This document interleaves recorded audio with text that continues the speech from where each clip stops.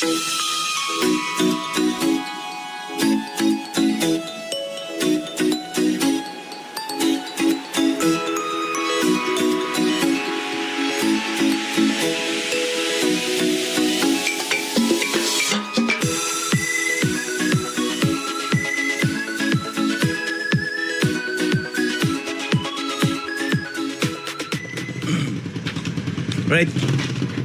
Kasama ko si Boss Tata at ang tropa. Umalis kami dito sa Kabagan, 5 o'clock. Punta ng Katsalan.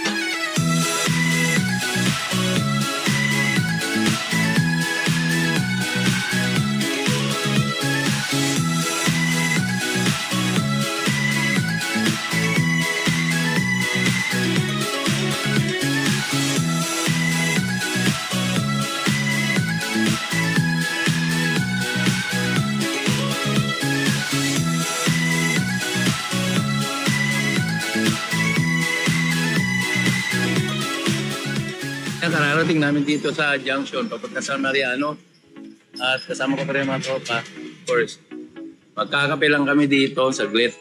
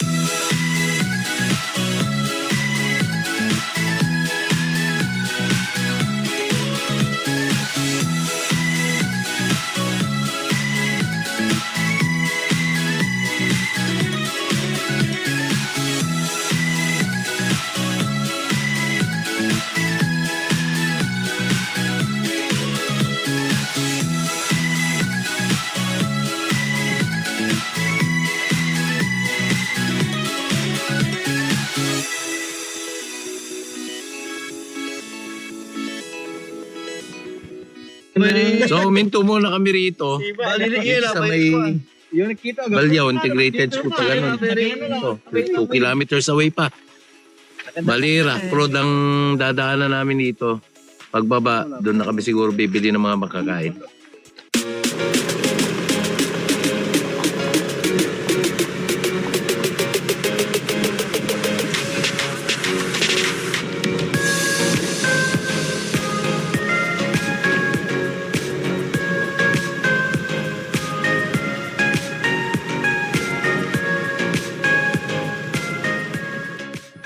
Babalik kami kasi mahirap daw ang daan dito sa shortcut. Doon kami ngayon sa dati. Balik kami doon sa may simentadong daan.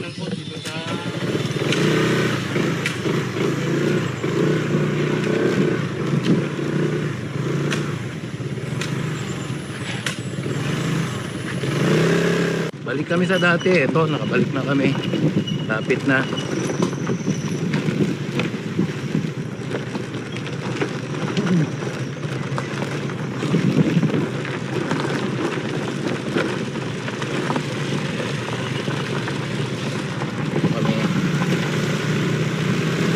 Yan, sa wakas. Nakapahinga rin ang gulong. Rough road kanina. Simentado naman na ngayon. 1.5 kilometers. Yan. Rough road na naman to. Rough road.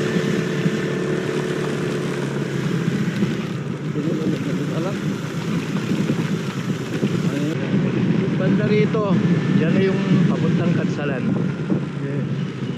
Ay, right. Ah, dito pala, dito. Right pala tayo, right. Momo, left pala yung napuntahan ko. Sorry. Boss, papuntang Katsalan. Thank you po. Oh, 1 kilometro pa.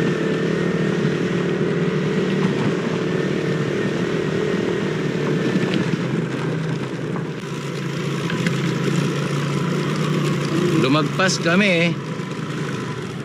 Balik daw kami sa maroon na bahay. Tapos magle-left na lang kami doon papuntang Katsalan Falls. Malapit na lang pala kanina mula doon sa tindahan na pagbilhan namin. Pero tataka ako, maraming taga rito hindi pa daw nakakapunta roon. Yan. So dito sa maroon na bahay magtatanong na lang siguro kami. Okay. Yan, so ito na yung bahay na ano namin na napakiusapan namin na dito muna kami mag-park dahil meron na kaming napagtanungan. Yan, si Kuya. Natanong namin si Kuya. Lalakarin daw namin. Wala na daw 1 oras.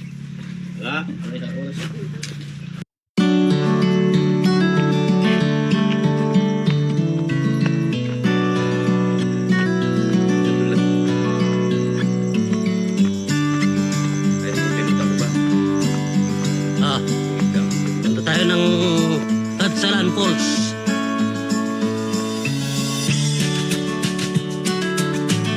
Kasama natin si Kusinerong Tata tsaka ang Team Gala, yung mga pinsan Leo. Yan. Mga tropa.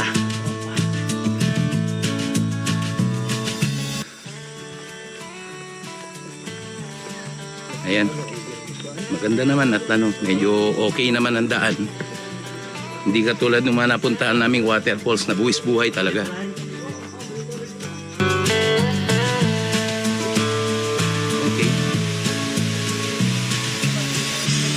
Ganda.